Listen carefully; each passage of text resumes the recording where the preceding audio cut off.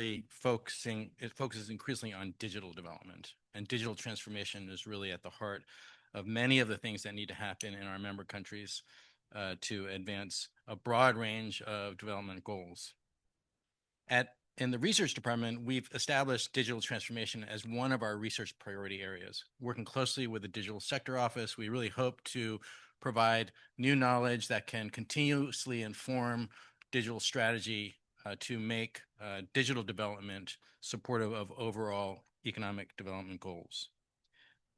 Last year, we published a flagship report, the Asian Development Policy Report, on harnessing digital transformation for good, which really tried to emphasize the opportunities that we have to use digital transformation to further the goals of inclusiveness and sustainability. But of course, there's another side to this challenge, which is that if not managed properly, it's very likely we could see digitalization create greater divides. So digital divides, and I think now with the real boom in AI investment and AI applications, that only heightens this concern that poorer countries, smaller firms will be left behind in these technological transformations that we're seeing happening at very rapid speed. So, of course, to make sure that we have a digital strategy that promotes development, in the report, we really emphasize the importance of having a high-level digital strategy in each country. You can't just have ad hoc attempts to do this here and this there if you're not thinking about how the package of activities really affects the inclusiveness of the system and the opportunities that you're trying to promote. And of course, policies then need to be put into practice. And of course, this is where ADB, as a financial institution, a development bank, really is trying to step up and really provide packages of solutions, whether it be on the strategy support side or the infrastructure. And the focus of today, of course, is on digital public infrastructure, which is a critical layer in making digitalization work for development. So if we think about a lot of the hard infrastructure investments that have for many years been the core business of Asian Development Bank in terms of supporting our member countries' investment plans and development strategies, those, of course, are critical parts of the infrastructure that needs to support development. But they also need many non-tangible inputs. They need systems, they need processes, they need governance, they need capabilities and skills to turn that infrastructure into tangible outcomes that are going to affect in a positive way the well-being of the citizens in our countries. And in the digital space, this is where digital public infrastructure really plays a key role. It's that layer that allows for digital payments, identity, security, that is really critical for translating the hard infrastructure into the ability of businesses and government to use these platforms effectively to deliver services. And we know that digital transformation can really be inclusive. Places like China, there's very good evidence that's presented in our report that shows that cities in China that digitalized faster saw income inequality fall.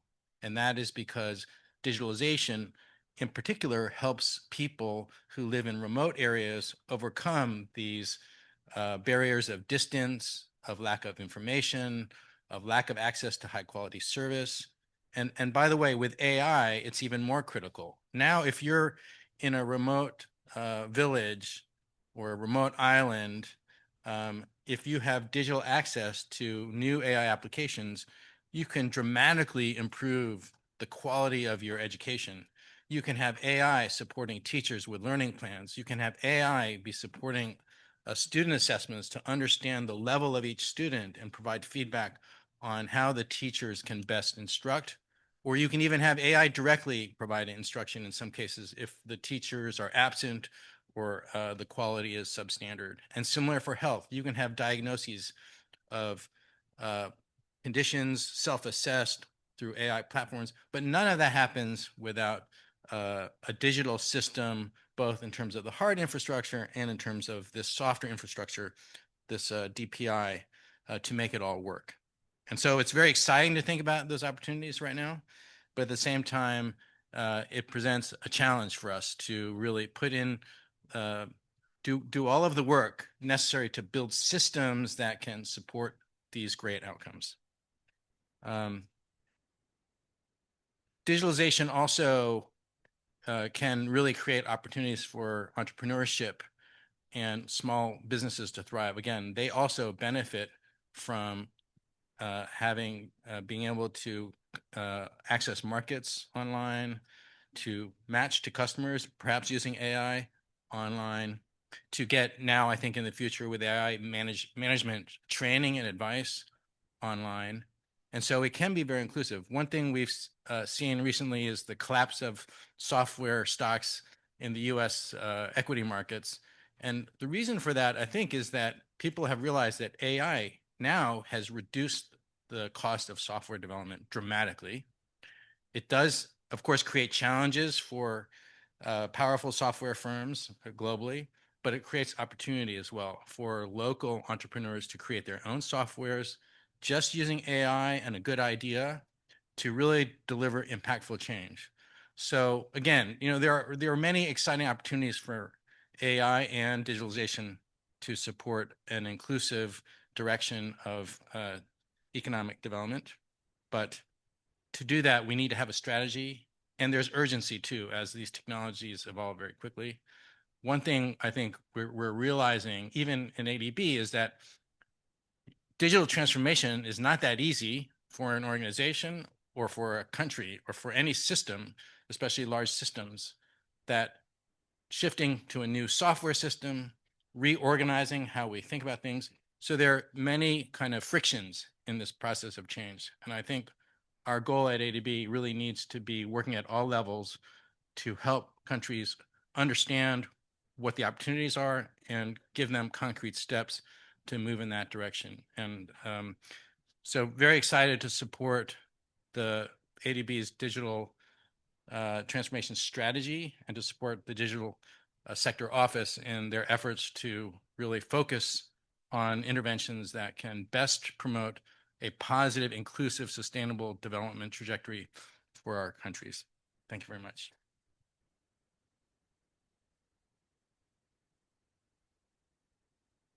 Okay, excellent.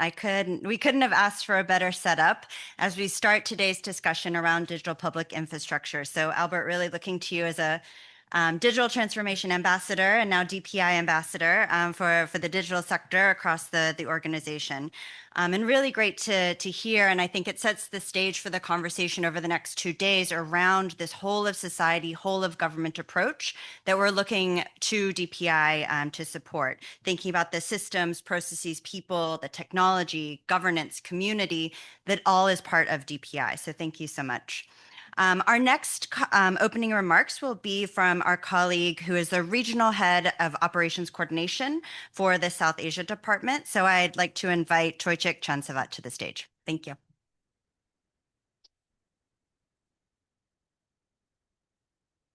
Good morning. Okay. Same. Okay. Good morning and welcome to our knowledge sharing event. Again, as a representative of the South Asia Department, you may know that South Asia represents a diverse and populous region with significant development challenges. With more than a third of our ADB operations concentrated there, we are very much deeply committed to solve the complex problems with our governments and our partners on the ground. I think for South Asia, the difference also has been in our operations that the governments, many of them, especially the larger one and more sophisticated like India, will demand more cutting-edge solution rather than just plain vanilla projects like building a road from point A to B. And I suppose in this case, the digital transformation provides us a very good opportunity to come in and actually diversify or let's say upscale our operations to have what they call finance plus elements in our loans. And again, and I think one of the challenges, of course, is that the digital innovation always carries a risk. And kudos to Antonio and his team. That I would suppose this is the epitome of the risk, which is involved with the innovation. But I think it's definitely worth the risk. And sometimes even the innovative projects also tend to be smaller. So I do hope that these operations will scale up. I think also, and on top of all these challenges of the adoption of technology, we do also have the geopolitical challenges in the region, which also actually make it more difficult to, in some ways, to adopt, because again, the digital transformation oftentimes involves connectivity, and if we have a more, let's say, tense situation in the region, that becomes actually a little bit more challenging to try to integrate these solutions. I think, as Albert already pointed out, digital development presents a great opportunities for our DMCs to invest in. And I can also attest that actually in South Asia, that we are changing our portfolio, and we do actually have now, as you know, through the corporate result framework, we now have the targets for the digital transformation elements in our projects. But I'm also happy to say that in 2026, we're expecting two projects from the Antonio's shop, one in Nepal, which is actually going in March to the board, and one in Sri Lanka on digital infrastructure, which is supposed to go in hopefully in the first half of the year. That said, I think despite significant progress that we are making in this particular sphere, the hardest challenge still persists. I think more often than not, this is more to do with the human behavior, cultural norm, awareness, skills, and practice. Albert also mentioned the digital divide, and our surveys and studies point out that digital divide remains a considerable barrier for this particular theme in South Asia. And ironically, while network coverage in South Asia has increased quite significantly, many South Asians actually do not use internet. That was quite surprising for me from the study as well. There are, of course, the usual barriers: affordability, digital literacy, gender gap. But there's also surprisingly, again, the result is that some of the people actually do not see the benefit of actually accessing this new form of the services. And basically, simply, is it really worth for me? So I guess this is where the digital public infrastructure has to be a game changer, and we will hear throughout this morning how actually we can improve this. I think also many of our governments are on the digital transformation journey, and we are also honored and happy to accompanying them. And this usually revolves around making more public services more efficient and more accessible and more inclusive. And I think it's also interesting to note that, not surprisingly, the private sector is actually the one which is leading this particular adoption, and they are also always on the lookout for new things to invest in. And I think what, again, Albert has mentioned about this disruption in the US stock market with the many of the software firms going down also demonstrate that the digital innovation and transformation actually also carries quite a lot of a risk to the existing establishment. So I would imagine there would be also some resistance, some of it legitimate, some of it is not.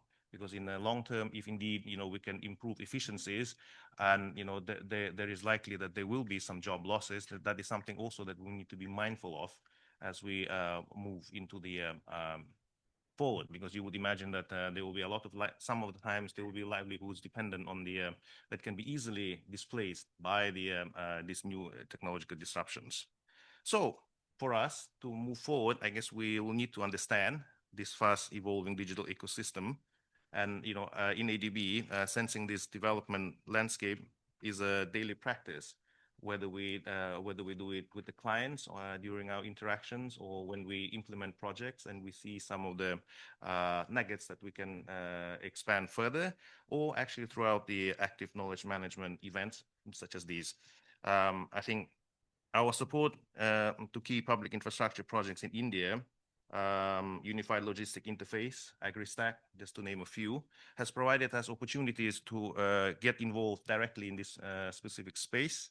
to support the cutting-edge digital transformation in line with our strategy 2030 and the new CRFs. Translating insight into the technical assistance and absorbing them into our project portfolio is actually where our capacity shine. ADB is very much well known for not just approving the projects, but also holding the hand of our clients on the ground to make sure that the actual financing translates into the tangible effects and our beneficiaries, unlike some of our partners. We can learn from these collaborations and share knowledge and understand the need of how we can improve further and what we can do better. And I think, again, our recent study on the DPI landscape in South Asia has been an effort to understand the state of play and to learn about the ongoing activities and lessons learned, and to understand the bottlenecks and how we can actually position our operations in order to address them.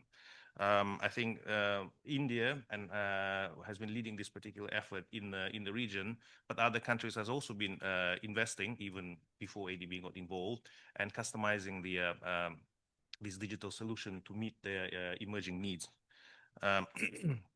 And I think the innovations made in South Asia have also been fusing with the technological advancement and innovation around the globe, and also captured in this report, and should provide at least a starting point or an inspiration for us all in order what we can do more in this particular space. The study also provides the opportunity for practitioners of this field to actually convene and exchange knowledge further and see what else we can put together, can actually come up with.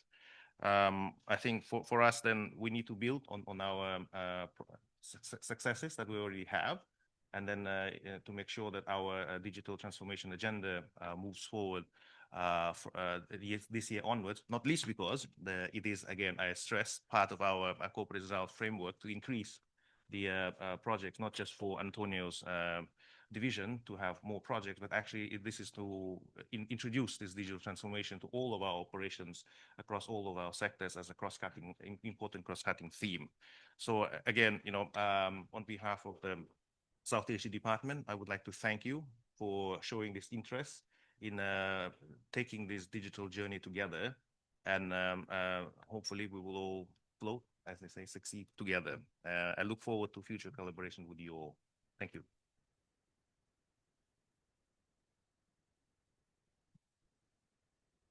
Thank you so much, Tojcik. And I think that this event, and I think our last event together jointly with ARNT, was around demystifying DPI. So we're really seeing the evolution of this conversation and working very closely in partnership, again, not through knowledge products like the one that's being launched here today, but also through the projects that you mentioned, Nepal, Sri Lanka, Bangladesh, and more.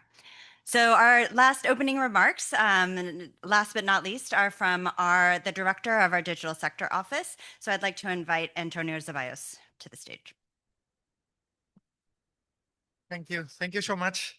It's really a pleasure to be here, and I would really like to start by saying big thank you to Albert and Tojcik for being such an strategic partners. I think that listening to them inspired me to precisely share with you a few words. If you just think a little bit, what is the summary of both interventions? There are three specific aspects that are common. One is precisely inclusion, another one is growth, and the other one is safety or security. And I think that when we are talking about DPI, at the end of the day, it's pretty much about that. I think that in the 20th century, the main driver for precisely those three things were roads, were energy. Today, in the 21st century, I would say that DPI is precisely the engine and the blood that is pumping up the economic growth, and we are talking about digital economy. It's about inclusion, and it's also having a specific dimension related to security. So thank you so much to SART for being such an strategic partner. This is not just a knowledge event. This is much more than that. And as Tojcik was mentioning, this is having consequences beyond DIG. This is having consequences for every single sector and for every potential intervention that we are doing. And with ERDI, we have been working closely on quantifying the socioeconomic impact associated to introducing technologies such as the DPI and how eventually DPI plus AI could contribute to economic growth, and inclusion at the end of the day. So when we are talking about DPI these days, it is hard to imagine that we are doing any specific transaction in internet without having let's say, a digital ID. It is hard today to think about a particular transaction where we are doing any payment and there is no any interoperability, or when we are just going and asking for a birth certificate and we don't need to move 20 kilometers or just 10 kilometers and spend 3 hours on the road. So DPI is about that. DPI is already embedded in every single of the day-to-day of each of us. DPI is having not only a dimension related to citizens, it's also having a dimension related to government agencies, and it's also having a dimension related to how to improve the efficiency and the productivity of small, medium enterprises as well. So I like to say that when we are talking about digital transformation, it is not just an expenditure. This is not actually an expenditure. The more I think about it, the more I realize this is an investment, because even when we just think about DPI, taking into account the boost that artificial intelligence is bringing, $1 invested in DPI is going to have a return of 6 or 7 times the amount of money that we are investing, taking into account the spillover effects that is going to have across different sectors of the economy. So, but as Stoicek as well was mentioning, this is coming with a responsibility. Digital transformation is not just having access to services, it's not just bringing connectivity to different type of users, it's also being responsible on what is coming with that particular access. So, and here comes a layer related to how we protect the information, how we protect the identity of the people who are eventually using internet for any of those transactions that we may think of. So that is why the president this year in the directory guidelines highlight the importance of running digital risk assessment. And that is something that it is responsibility of all of us as a bank. This is not just the IG responsibility. It's the responsibility of all of us as a bank to make sure that every time that we are providing a specific support to a particular country in evolving their economy towards a digital economy agenda, we are incorporating aspects related to cybersecurity or aspects related to how to protect critical infrastructure and information. And this is not only specifically related to DIG, it is related to transport, it is related to energy, it is related to social. So here is the cross-cutting dimension that we have been mentioning before, where again, DPI is at the forefront of what we can be doing, So Albert was mentioning about the strategy, and I think that we cannot do this in piecemeal.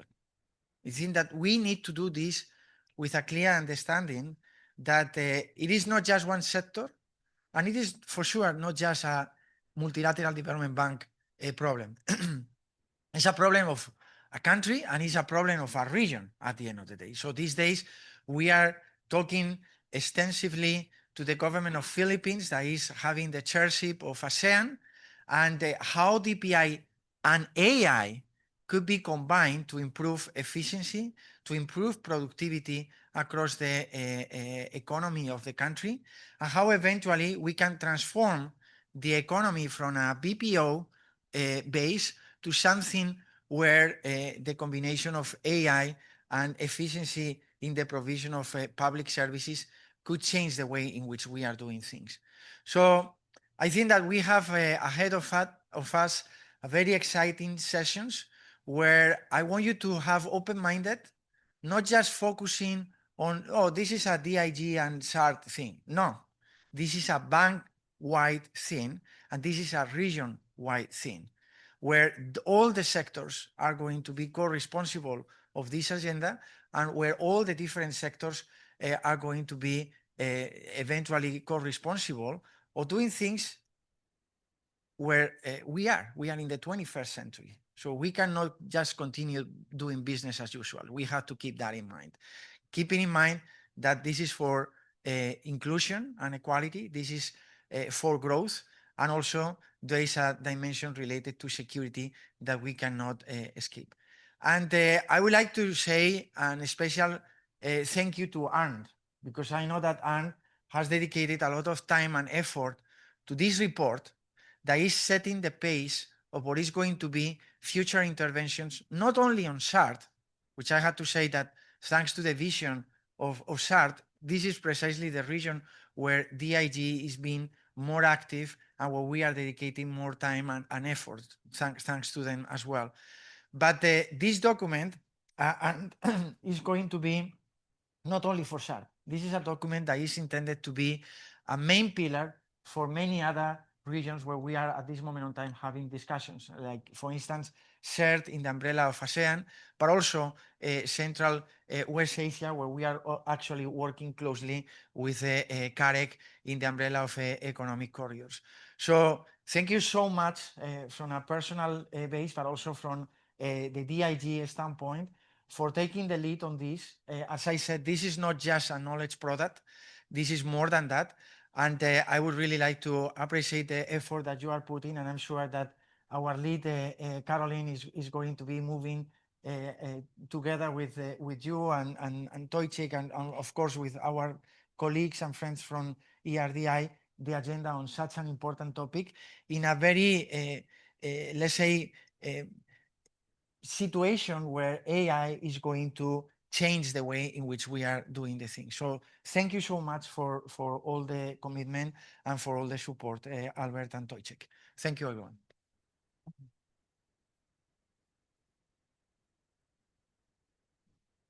Okay, thank you so much for these opening remarks. Really appreciate it. And yes, we'll be talking about our study in this first session, but we have designed the program for this particular one in a way that we actually answer first some big W questions. What, why, who, for whom?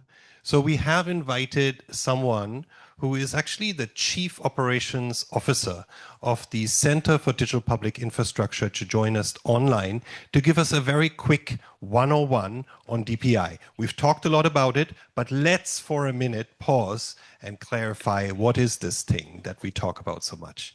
Second bit that we will do is we'll give you a glimpse into what ADB is planning. So Antonio and team are actually ramping up their own strategic work.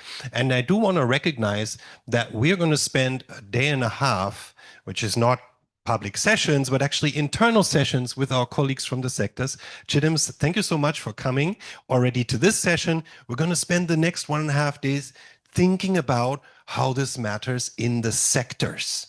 And that was also a big part of our study. After we do the glimpse into ADB's way forward, we will spend some time sharing with you what we found in South Asia. We do think it's relevant for the entire bank, but it is also the starting point of these conversations we're having with our sector colleagues to say, okay, these are the findings. What's next? What can we do in 6 months, 12 months, or beyond? So without taking more time, I'd like to bring in Vineet. So if we can have the screen on our Zoom session, and you'll see that there are actually more people listening in online. Vineet, I'll pass the word to you, and then Carolyn will take over with the look into ADB. Thank you. Thank you, and I hope all of you guys can hear me okay? We can hear you, yes. Okay, Awesome. As the slides come up, I just wanted to take a moment to, I think, thank both Carolyn and Ant and Antonio, I think, for the partnership over the years, and congratulations for the successful launch of the South Asia report to Ant and the SAR team. And definitely have to say that very, very excited about how ADB is actually embracing DPI and truly believe how this can be transformative for the region as a whole. I've been tasked by Carolyn and Ant to give you a DPI 101 in 6 or 7 minutes. It's a hard conversation, but I'll try to do my best. If the slides can come up, yes, okay, great. If you move to the next slide, you will, can someone flip to the next slide? Okay, thank you. So just before we start, just a quick 30 seconds intro about Center for DPI. As Ant mentioned, I'm the Chief Operations Officer for CDPI. We were set up about 3 years ago. We are a global team spread across the global south. We offer pro bono advisory on technical architecture for DPIs across the world, and we are based out of an academic institute and are set up as a non. I think when it comes to DPI, if we flip to the next page, I think there are a few examples that people sort of refer, right? When people think of DPI, a few stories keep coming up. The example on Latin America that's most often talked about is PICS. Everyone here, who I'm sure, has heard of PICS, but I think the thing that I sort of take away is sort of the numbers on this page, right? So if you think of, and this is 2022 data, which says about 140 million Brazilians were actually using this infrastructure, services built on the infrastructure there. And that number is now almost, I think, 95%, if I'm not mistaken. And I think the thing that's phenomenal about this is like nearly half of these people had never actually used this, right? So we're talking of 170 million people here, but essentially 70 to 100 million people potentially in Brazil. If you go to the next slide, and coming to an example, I think in South Asia, Asia in general, I think Thailand is another one that keeps coming up. And again, Thai ID is another example. And if you again look at sort of the share of uninsured population, for instance, sort of dramatically reduced, right? So like you're looking at 29-30% and then about 5%. And then on the next one, the story of India is obviously again quite common, but this is the financial inclusion journey essentially that's depicted. And I think the statistic that like what India achieved in 9-10 years would have taken us about 50 years at business as usual, right?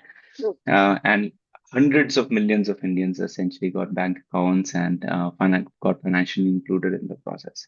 So I think what I want these numbers to stay with you, right? So we're talking 70 million, 80 million, hundreds of millions, right? And like dramatic drops in populations that are sort of are not included in the financial services or health insurance and so on and so forth over a period of 5 years, 6 years, 7 years, 8 years, right? So essentially the growth that we are talking about is almost exponential.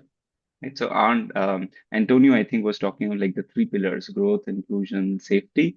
This is important to sort of remember that we are talking of almost exponential impact that's enabled by what's DPI. And then if you flip, I think, to the next slide, essentially DPI is not something new, right? Like the the beauty of this is that this has actually been there for nearly, I would say, probably 3 decades. Like if you think of the internet by design is actually interoperable, right? Your internet is not different from my internet sitting out of India or sitting out of Manila or sitting out of Jakarta, right? The internet is the internet is the internet, right? If you think of the GPS, right? It's a sort of a classic example of minimalism, right? The GPS is basically just gives you a blue dot, which is just a latitude and longitude for any GPS device, right? There's no login, there's no OTP, no one asks you for your ID and so on. They could have also thought of like smart maps and so forth, but they said, we will just give you the blue dot, the latitude and longitude, and let someone else actually come up with the solutions on top of that. So that's why we now have smart maps. That's why we have sort of deliveries, e-commerce, and like all of that stuff. Right? And then again, to think of the sort of the telco networks, right? I can call from one telco network to another telco network today, and you don't get logged into a telco network, and that's by design, right? So these sort of internet, GPS, mobile sort of telco networks by design were sort of the digital public infrastructure. They were not called DPI back then, but had some of the DPI principles baked in from the very beginning. So if you go to the next one, I would say that any digital system that follows some of these tech architecture principles, reusability, interoperability, minimalism, federated architecture, I would say qualifies as DPI. DPIs is also thought of often as three layers. So open source often comes up. We sort of think of this as open tech standards. Like many of the DPIs that have been talked about are actually not open. So like India's solutions are actually proprietary. So is PIX in that sense. So it can be privately owned, but the tech standards are open, right? So it and has enabling policy. So you can get the best out of markets. I think the key thing that I just wanted to leave you with is that the litmus test for if something is DPI or not is if it can be used by others. If it can't be reused, I would say it is not a DPI. And that is true for an ID system. It's also true for a payment system. It's true for sort of any sort of typical data exchange system that you think of when it comes to DPI. The litmus test is it's not just about the ID. It is also about the policy. It is also about the market. And so it's essentially about reusability, right? So someone has to build the foundation and then someone else has to actually build the solutions on top. If you go to the next one, you will see that they're commonly talked about, like when people think of DPI, so some people say it's sort of data exchange, payments, and identity systems as DPI. We think of these as sort of a little bit more expansive, and as was sort of done by, I think, in the setup by Toychik, he was also talking of the logistics interface, AgriStack, and so on and so forth. But essentially, it could be identities, your ability to sort of verify yourself online, so even single sign-on solutions and so on. Payment systems, I think, are quite obvious. We all then in data sharing, data exchange is quite common, but we also think of this as credentials. And Service Pass, for instance, in the region is a good example that just recently came up. Trust Infra, again, an important enabler for DPIs as well, PKI and so forth. And the most sort of the newest DPI block, I would say, is probably discovery and fulfillment around backend protocols and so on and so forth, but also some of the more sort of well-established ones such as API gateways and open APIs for services and so on. So those I think are sort of the five sort of foundational DPI categories as we think about it. But I think the thing that I just wanted to take a moment, I think Albert, I think earlier was saying that I think there is sort of continuing sort of digital divide. Everyone, even the street vendor or the small business, should be able to actually get access to the digital services out of sort of DPI, enabled by DPI.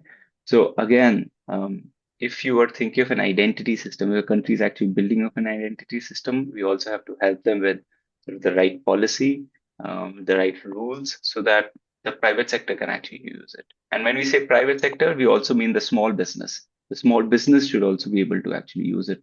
The fintech should also be able to actually use it. If you think of a credentialing system, we have to also think of does that actually enable offline use, not just sort of the fully digital native journey, but also has to work for someone who does not have internet, right? The same thing has to work for someone who's comfortable with a PDF, right? So can you do an offline verification, right? And then the last thing is around payments, right? And this goes back to this point around sort of thinking at scale. And I think Antonio mentioned just safety, right? Which is that when you're thinking of sort of these systems, these things as say your payment systems, right? It not only has to be instant, it not only has to be interoperable, it also has to be inclusive, right? And when we say inclusive, it has to mean you have to touch 70, 80, 90%, probably 100% of the population, right? So by design, it has to be scalable. By design, it has to be safe and so on. So just keep those in mind. These categories are quite common. But when you think of these categories, also just have a mental model of saying, hey, can someone actually use this? Is it actually inclusive? Can the street vendor, can the small business actually use the infra to actually give services to someone else?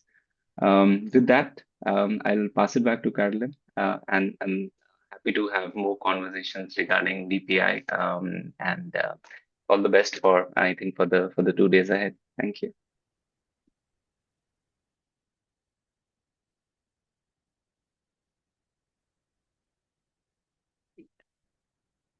Thanks so much, Vineet. So, just so you know, for those in the room and those online, we will have an interactive portion of the morning session. So, save your questions. I'm going to be introducing a bit about the ADB's approach to digital public infrastructure, and then we'll get a deeper dive, as Arndt said, from our colleagues around the study.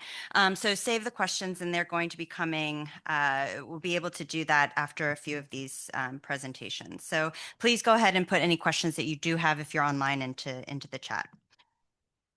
So I think we've had a great setup and sort of an understanding of what digital public infrastructure is, how we put it in the context of digital transformation. And so what I want to do is really share our approach to DPI. Right now, the Digital Sector Office is putting together both strategy and internal guidelines on digital public infrastructure. So those are going to be circulated very soon for comment, and a big thanks to those who have contributed during that research. So I think we can, just to get started, and to note why this is really, we see this as a pivotal moment for DPI in Asia and the Pacific. We see significant digital investments in Asia and the Pacific over the past few years with very promising results. What you see on the right side of the slide here is actually from the DPI map from David Eves's group at UCL, that focuses on and maps out all of the different implementations, those that are both DPI, DPI-like, and works in progress. So we see there's coverage across Asia and the Pacific, but there are also, of course, recurring challenges. Some of them are fragmented services, duplication of efforts. Potentially, digital ID has scaled but has reached populations, but we don't have the use cases, and we're still waiting to see those. And so we really see DPI as an opportunity to maximize development impact by shifting from those one-off systems to ones that everyone can build upon. So at the ADB, we really think about DPI's approach to digital development and not just technology products. And again, going back to what Albert was mentioning, it's about joining and collaborating across sectors, governments, various stakeholders, private sector, combining both the soft and hard infrastructure and applying those principles that we just heard from Vineet around interoperability, openness, et cetera. And we also think that ADB is very well positioned to become a leader in DPI. We've heard, in the past year that the Digital Sector Office has been in existence, we've been able to launch a few projects in the region and across Asia and the Pacific, actually. And so we really see this as an opportunity because we have a mandate around regional cooperation. We're working across sectors, which is what we'll be doing over the next 2 days, working across various teams, really looking at that cross-border regional integration, that long-term capacity building, what ADB is known for in terms of footprint and collaboration in countries, and flexible financing arrangements, what's most appropriate for the countries we're working in. I also just wanted to ground digital public infrastructure in the broader strategy for the Digital Sector Office. So we see at the base here the digital foundations that are the infrastructure, policies, skills, safeguards that make digital transformation possible and sustainable. And above that are the digital accelerators. And this is where digital public infrastructure really lies, looking at things like change management, innovation mechanisms, and sector-specific platforms. And then on top of that, we have our digital use cases. And so these are those cross-sectoral digital operations, looking at digital health, agriculture, social protection that directly deliver services. So you can see DPI is very front and center and a core part of our work. And so turning to the strategy that we'll be socializing soon, we're starting to look at it as this 4-tier, 4-layer approach, really starting with that core infrastructure at the bottom and building up to next generation. So again, we see this foundational DPI, and Vineet has given us a great introduction to some of these like shared systems like of digital identification, payment rails, secure data exchange that really enable those social benefit transfers. Next level, looking at applied DPI. So DPI-enabled government systems that cover core government functions like tax, customs, land registration, really using those DPI principles that we've heard about: interoperability, data minimization, API first design that can boost efficiency and improve the user experience. On the next level, and again, what we'll be digging into over the next few days, is sectoral and cross-sectoral DPI, applying these principles to our sectors and working with our colleagues in health, agriculture, education, energy. I'm looking at things like health records, farmer platforms and registries, credentialing that allow for that rich ecosystem of both public and private to emerge. And then at the top, what we're calling next generation DPI, or AI-enabled public services, data governance models that give citizens more control over their own data, and really positioning the ADB as a knowledge partner and thought leader on this future-ready digital infrastructure. So this is how we're sort of conceptualizing our approach to DPI. And hopefully you can see this, but this slide is just trying to link that those four tiers, four categories, to what the ADB engagement, what it's going to look like moving forward. So again, looking at the bottom, that foundational DPI level, supporting investments, policy and regulatory reforms, institutional capacity building, adoption of regional standards. So some examples of this, we heard from Toychik, the Nepal Digital Transformation Project, which is one of the first full mutual reliance framework projects in collaboration with the World Bank, that's really focused on some core DPI, like people-centered, verifiable credentials, digital authentication, data sharing, and digitalization of some of those registries. In Cambodia, we're also, for example, working on a core DPI around data exchange, the CamDX platform, and linking that to and really supporting and bolstering cybersecurity, safeguards, and digital skills in the country. At the next level, we have that applied DPI, really applying DPI principles to public sector digitalization. And some of that work, for example, would be work that my colleague Paolo is leading on, looking at national spatial data infrastructure as DPI, how that can be integrated in countries like Azerbaijan, Tajikistan, et cetera. At the sectoral DPI level, we're really focusing on that DPI integration and interoperability, the cross-border linkages, governance, strengthening, capacity building. Examples here include our collaboration with our colleagues in the Bangladesh resident mission around a digital health project, collaboration with our colleagues in social protection in Tajikistan, really looking again at applying and using and integrating DPI principles into sectors. And then at the top, we see that next generation, where we also have examples of some work that we've started to pursue. Looking at knowledge partnerships, South-South learning, and next generation innovation support.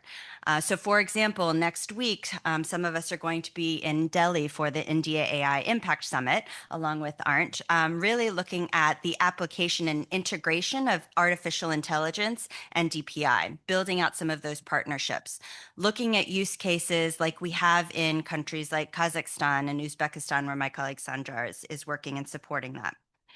So really want to show that we're working across a number of sectors. And so we're really excited for the conversations that are going to take place over the next few days and exploring how we can work more closely together. And just the final slide here is kind of our engagement model and what is coming next for us. So for engagement areas, both internally and externally, some examples around diagnostics and assessment, really looking at strategy and policy advisory, putting together other colleagues that are focused on policy, or really looking at what are those foundational policies that are going to enable DPI in the countries we're working in? How can technical assistance, capacity building, and knowledge exchange, how we can use those to support colleagues in DMCs? The next around new initiatives. So we're rolling out a number of flagship initiatives, knowledge products, again, the DPI strategy and guidelines that I mentioned that will be circulating for internal review. We're also working with some other colleagues on a DPI maturity index. So looking more closely at that tiering and showing where can the digital sector office prioritize and identify areas of engagement in DMCs. Looking at country case studies, sectoral DPI roadmaps, policy briefs as well. We're also working on an Asia Pacific DPI research lab. So really going a bit deep and working with our colleagues in ERDI around DPI maturity, AI DPI integration. Measurement impact, cross-border data flows, things like this. And then also focusing internally. So this is a great internal set of knowledge sharing, looking at DPI roadshows, sector-specific primers, cross-sectoral DPI working group. And we're very excited. The digital sector, I think, as many of you know, has been growing very rapidly. And we have a number of new colleagues that are focused on digital public infrastructure. So we really have more resources to be able to support across sectors. And externally, we're also building collaboration and partnership here on the right. So Vineet will come back in a second to talk about our partnership between both CDPI and co-developed through a tripartite MOU. And we also have launched MOUs with the Gates Foundation and with UNDP, where we've launched a DPI Stewards program. And so this is a flagship program that really builds trusted policymaker-only community across countries to strengthen capacities for designing and implementing DPI. Really looking at learning by doing, virtual sessions, regional events, policy sandboxes with a cohort of about 30 stewards across 5 to 8 countries. So working very closely on that DPI stewards program. And again, just other partnerships that we're building in the region with 50 and 5 Gates, et cetera, the UN Safeguards program, really helping DMCs to mobilize and move faster on DPI implementation. So really looking forward to the discussion. I'm going to kick it back over to Vineet. I think there's 2 more slides on our partnership, and then we'll hand it over to Arndt to dig a little deeper into the study. Vineet? Thank you, Carolyn. I think a lot has been talked about have the different DPI layers, the need for an overall strategy, a roadmap, and overall sort of plan to actually get all of these sort of stakeholders together, departments together, and so on. I think all of that's actually super, super critical. And at the same time, what we have seen is that often when we go to countries with all of these sort of plans, strategies, documents, sometimes it can also feel like a lot. And stakeholders also get confused on like what to do, how to begin. There's just so much to do and so on. And actually, that sometimes can come in the way of action. So the way we actually suggest is that, as Caro said, right, and sort of that map that you saw, there are many countries that already have some DPI. They have some sort of digital solution that already exists in the country. It is actually very feasible to take sort of what we call a +1 approach and say, hey, if you have an existing ID, can you enable e-authentication on top of that? Can you enable eKYC on top of that? If you have a fast payment systems, can you actually make it inclusive? Think of an interoperable QR. Think of interoperable QR again is quite common, especially in like Southeast Asia. But can you also think of interoperable authentication? So like third parties can actually enable digital payments, right, without actually relying heavily on banks, for instance. If you have a tax systems, like can those certificates become verifiable credentials, right? If you have databases, can you open up APIs for those and so on and so forth, right? So again, there's just a lot to do. There's a lot of, we aren't starting from scratch in any of these countries, and there's always an initial action that you can take to actually get the country started on that. Which brings me to I think the point that Caro was mentioning on how ADB, CDPI, and potentially co-develop can actually work together, which you'll see on the next page, which is that there's a lot to do. And I have sort of tried to keep this quite simple, which is that at CDPI, we were set up as technology neutral, software neutral, pro bono advisors to countries to help set right the technology architecture to build DPI at scale. That's what we were set up to. We are technology advisors, right? And we don't have any software offering. We don't have a vendor that we prefer with, right? So we're neutral in that design. So if you have any question, right, like, and as you work with the countries to say, hey, is this actually DPI? Is this actually aligned to the design principles of DPI? Can we actually evaluate different DPGs or open source components or even proprietary components, right? Hey, this is an RFP.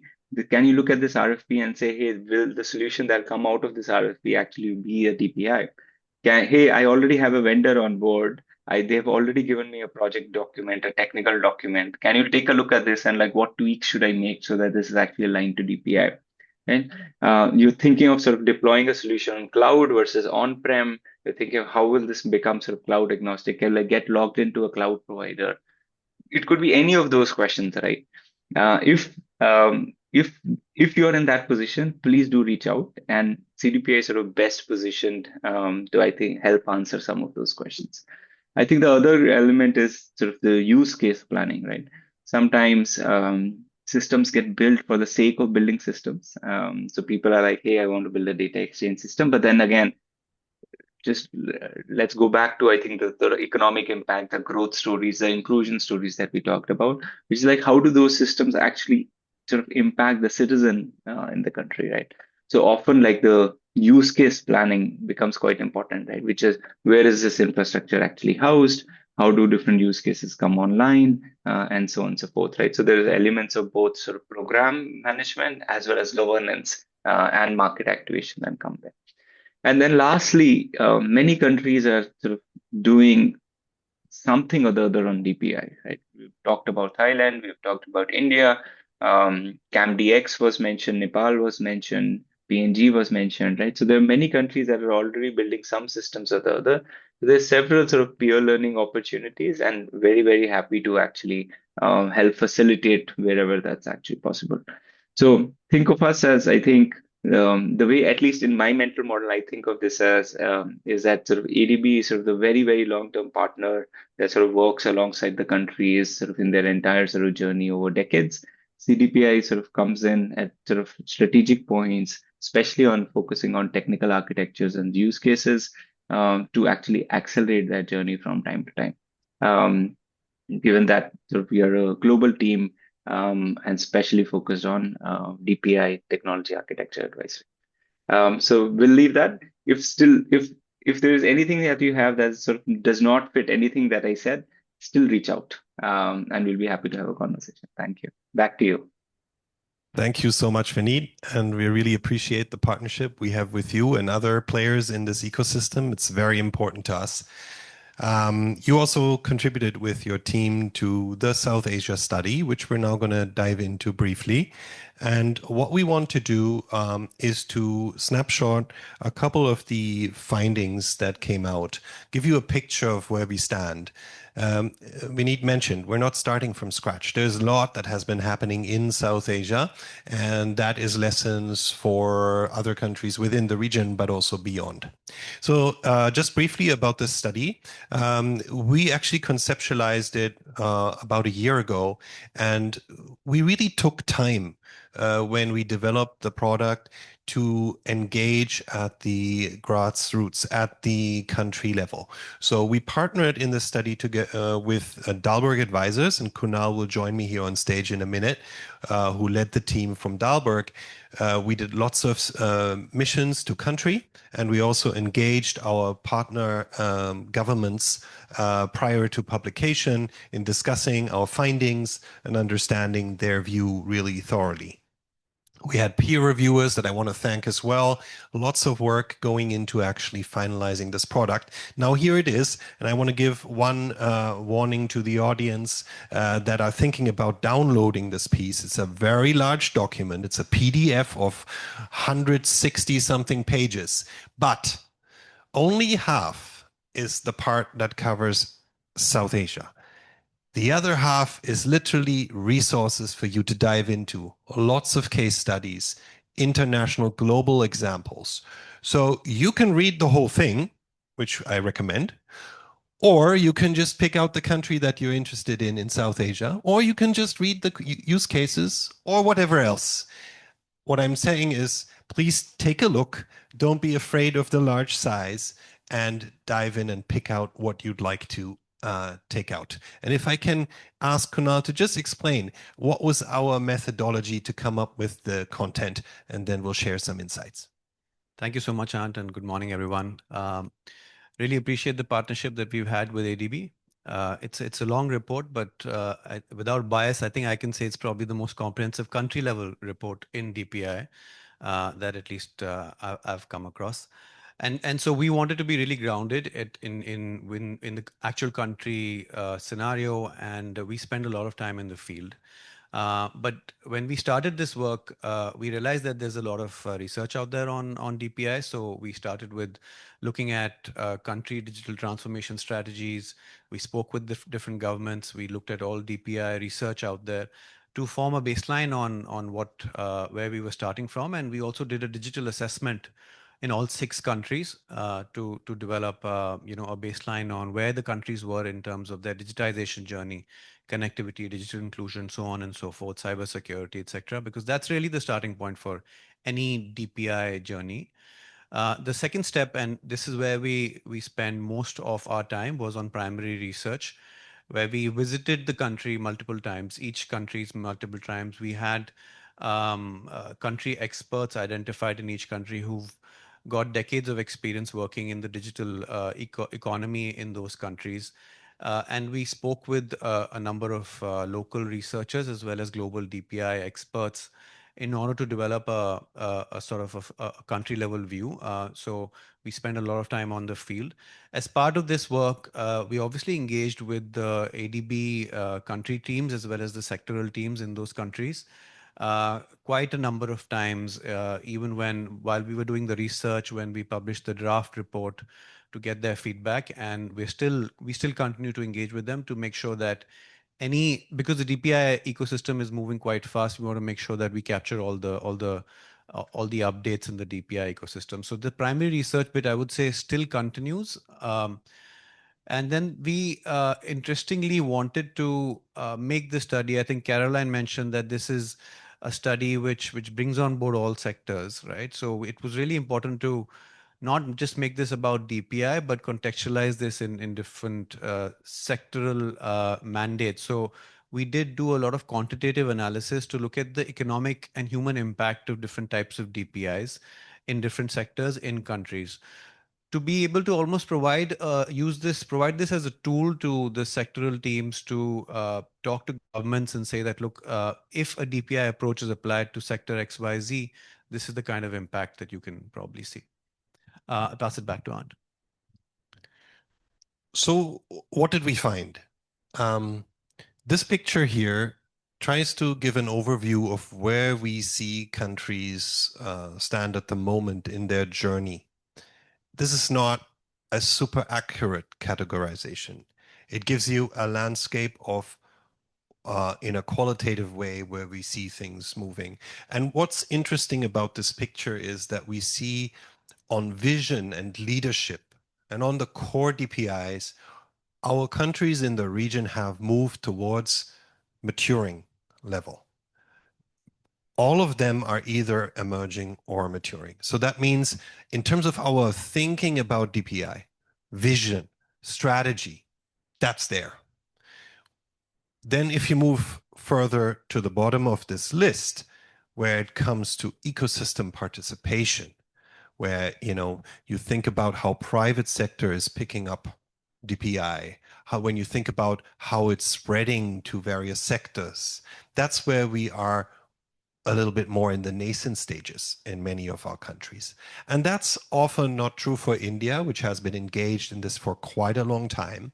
So you can see India pretty much in the high maturity level already in terms of vision, leadership, core DPI, sectoral DPI, with gaps often, but really moving towards quite a mature ecosystem. Globally, people are looking at India to learn about lessons learned because they started early.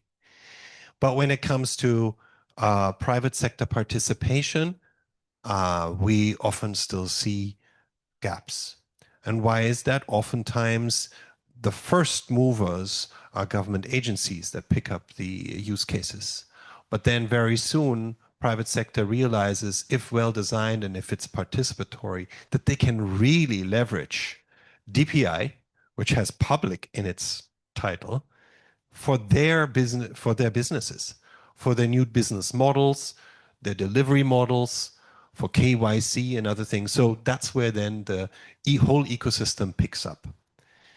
On policy and safeguards, interesting to me that the picture moves a bit more to the middle again. So our policymakers in the region have not been sitting idle. And, across the board, even in Maldives that's now sitting in nascent, there's a lot of thinking going on. In fact, they've published the Maldives 2.0 framework last year. And visiting Maldives, you can tell even there, the dynamic is strong. It's often a question still on coordination, on the integration between the different sector departments and ministries and actors in a country that then is required to move things forward on policy and safeguards.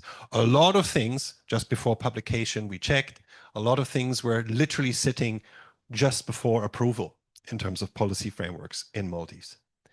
Pointing out a few more countries here, very promising also what Bhutan is doing, a very small member country in the region, but they're really innovative in terms of what they do with digital ID. And we think that ADB, with its reach and partnerships, including the partnerships with CDPI, UNDP, Co-Develop, and others, really can make a difference in those ecosystems that have embarked on this journey but still need to go a length. Now let's switch to the picture of the different sectors. Also very interesting to see. You can read it vertically and see the countries, or horizontally and see the sectors. Very strong on finance. Finance has really moved the most in the region. And it is just very logical that payments, digital payments supported by DPI, can really achieve breakthrough results for banks to deliver financial services. And that can go beyond banking also into other types of financial services. So this one, you can see India and Sri Lanka really quite ahead already in terms of their adoption, but everybody else has already an emerging adoption of DPI there. When you look at the lightest horizontal bar here, that's in the energy sector. And we were discussing this a little bit before the session also. Why is that so? Energy sector, a very strong area, by the way, for ADB with a lot of investment portfolio, has huge potential to use data infrastructure, data sharing for better services, but also for grid management. But the systems in the energy sector are quite established, very good digital knowledge about how to run a grid, right? Very specialized knowledge. Then thinking about how to integrate with the more broader core DPI that we think of usually, like digital ID of persons first, and then maybe later digital ID for enterprises, for institutions, for assets. You can already tell that's where maybe the energy sector folks will listen up and say, oh, an ID for an asset, that makes sense. An ID for a business, that makes sense. So how do you actually integrate with these DPI investments is a little bit behind the curve when it comes to energy, but we, I think, are convinced that it is coming. And India is actually thinking hard about how they also activate that sector. Agriculture, quite a lot of activity already in that space, and we will be talking to our agriculture colleagues this afternoon. Their ADB has also provided financing in India to AgriStack, and we were quite impressed with that partnership. There's a lot more that can be done. Also thinking about all the needs that farmers have when it comes to digitalization, both in terms of information that they require, but also information that they have, which could potentially deliver or allow government to deliver better services and also private sector to deliver better services.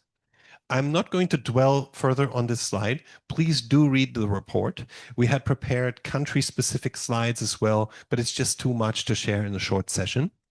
You will find that the report talks about each country in much more depth and provides further information also about ideas on how to take things forward in these respective sectors. I'll pass it back to Kunal.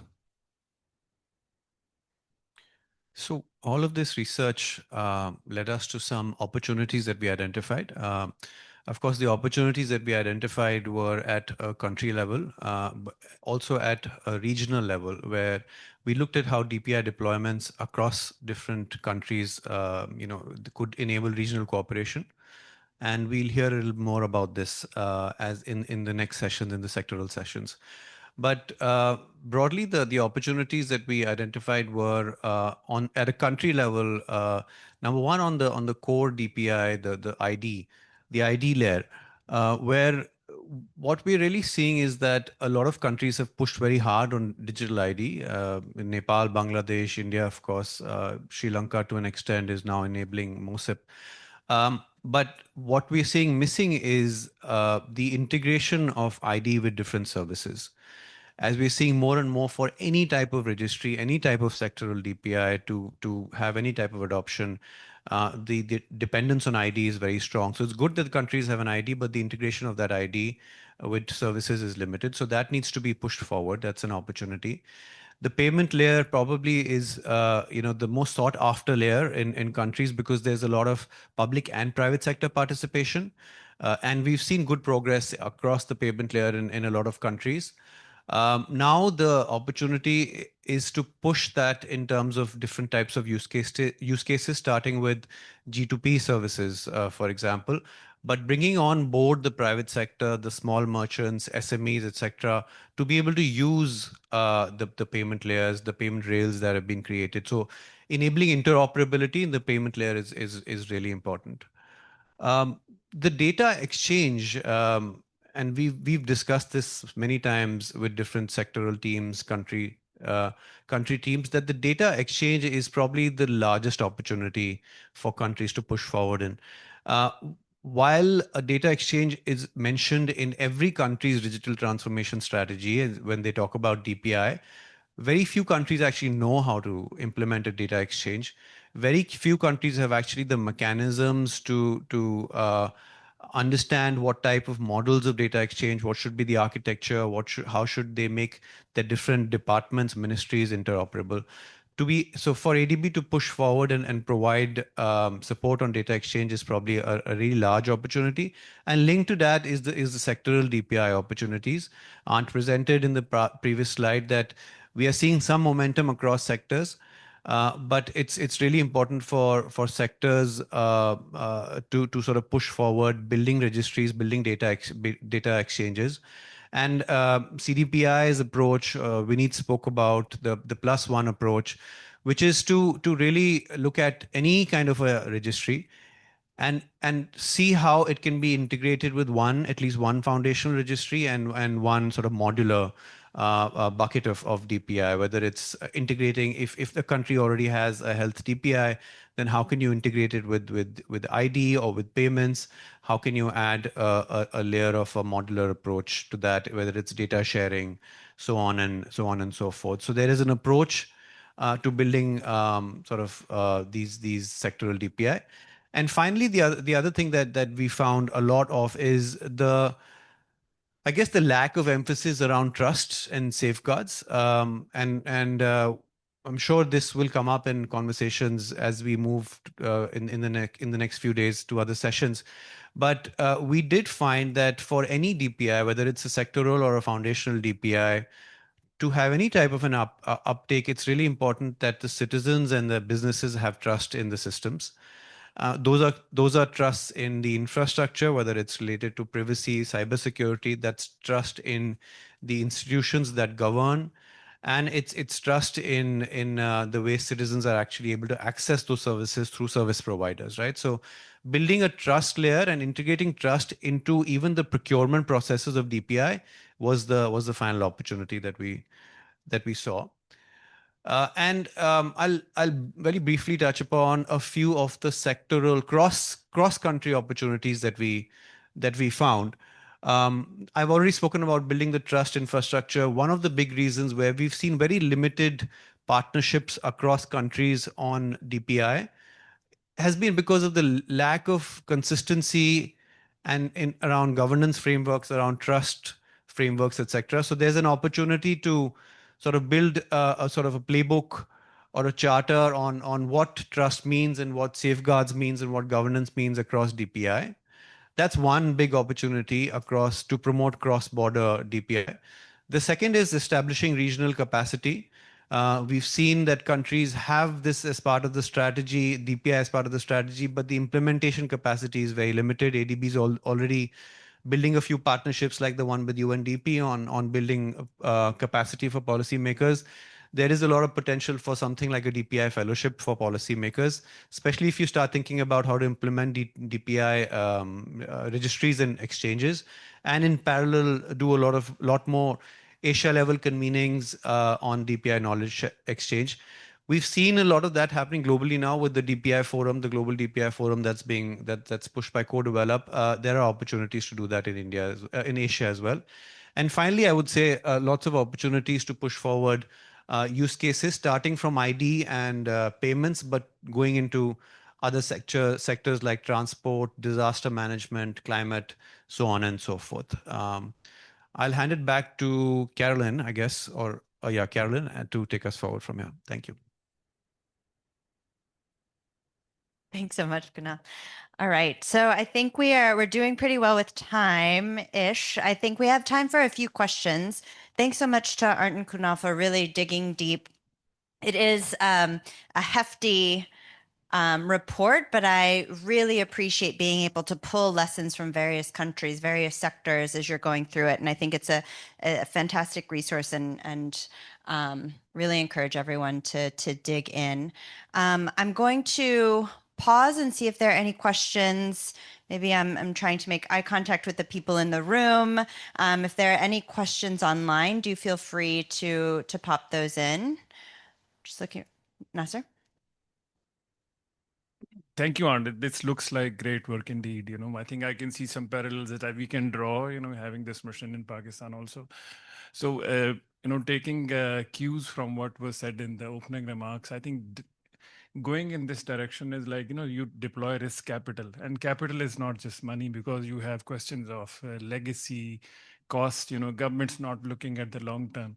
So the big question is, how do you scale this? Because either things grow in an ecosystem fashion or they don't, or you have digital islands, which we have in my country. So what gives, how do you convince the governments to actually go in this direction and take a very long-term approach? Maybe, establishing, growth opportunities that this DPI can bring. In my country, for example, the question is, how do you grow? We have a stabilized economy now, but what gives in terms of growth? So establishing that connection with GDP, or maybe, you said that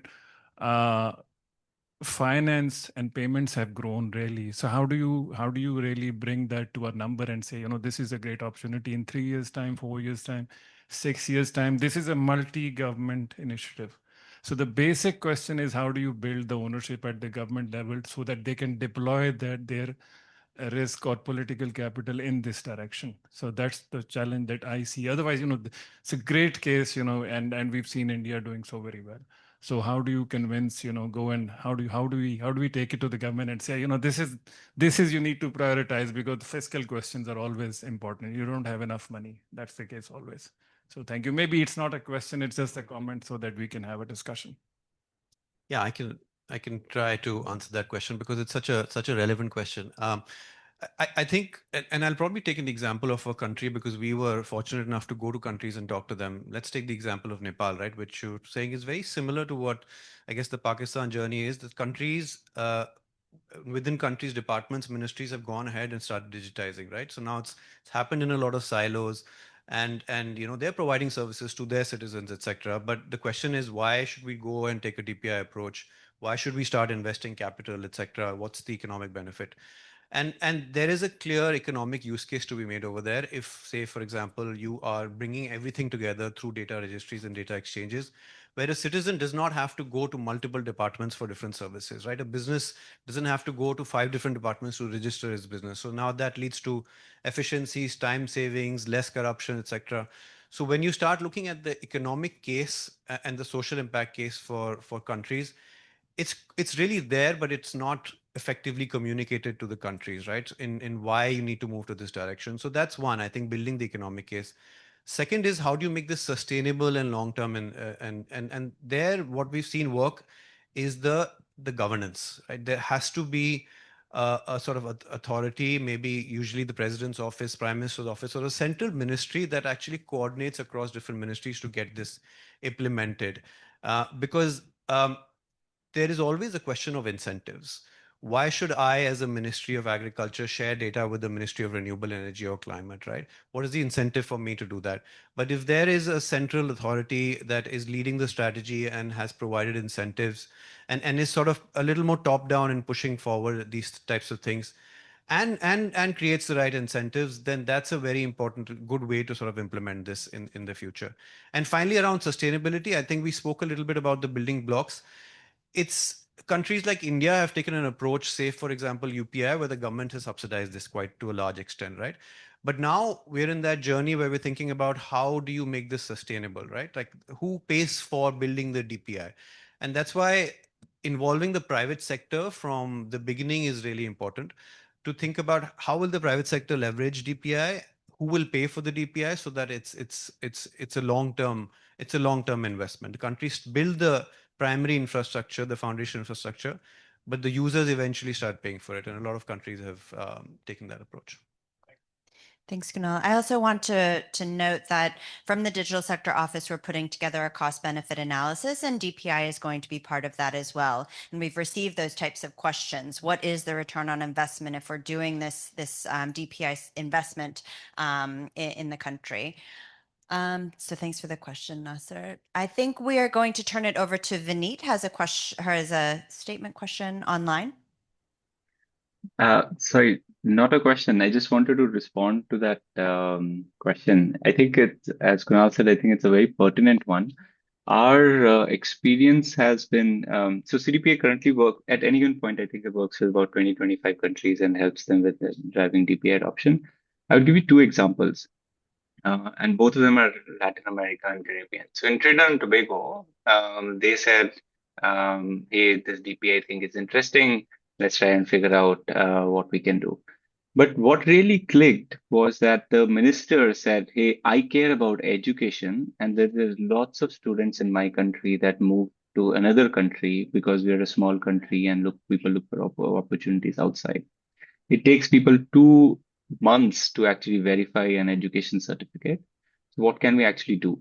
Right. So then we said, okay, given that pain point, which is their pain point, right? We are not saying, hey, build DPI. We are saying, hey, this is your pain point.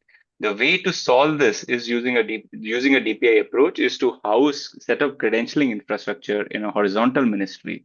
Let the first use case be education certificates. And then now let's actually think of 5 or 6 other use cases top of that. Peru is another example, right? Peru actually said, hey, I want to do digital ID and I want to do verifiability on top of ID. And this is a case where, as Kunal was saying, there's a lot of top-down governance and they really actually want to change the thing. But there, I think what we were trying to do was to say, hey, you know what? One use case is not enough. Can we actually start the engagement with the private sector, the civil society, other government departments, right from the time you're actually building it, so it can actually be sustained, right? The only way a DPI can be sustained if it is actually useful, right? So the only thing I would say is the more you make the DPI useful to citizens, to other governments, the more sustainable it will be, right? So let's also, as we are thinking of ROI and macroeconomic numbers, I think very important to also think micro, which is just use case. More use case, more sustainable. Thanks so much, Vineet. I think, Justin, unfortunately, we're coming right against our time. So I just wanted to thank everyone that joined in line and online and in person. I think that we've really set the stage for the conversation that we're going to continue again over the next 2 days together around DPI and how both the Digital Sector Office working with our regional colleagues with the ADB across the organization, how we're thinking about DPI investments and projects and operationalization moving forward. So we're going to take a brief break, and I invite everyone to come back on. If you're online, it is a different login. It is a different link to the meeting, and we'll be coming back at 11 o'clock.